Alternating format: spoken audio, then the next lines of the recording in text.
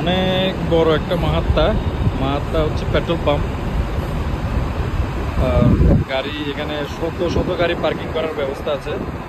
Medina থেকে মক্কা যাওয়ার সময় এই পেট্রোল পাম্পটা পড়ে।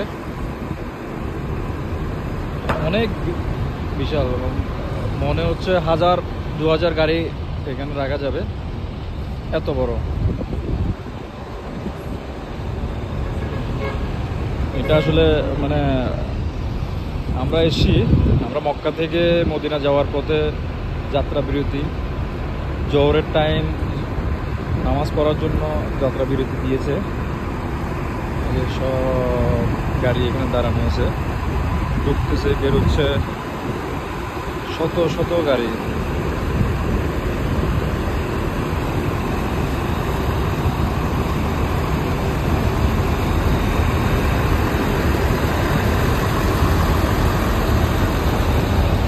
অনেক বড়, অনেক বড়।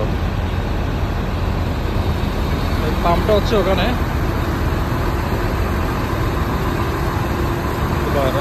আল্লাহু আকবার।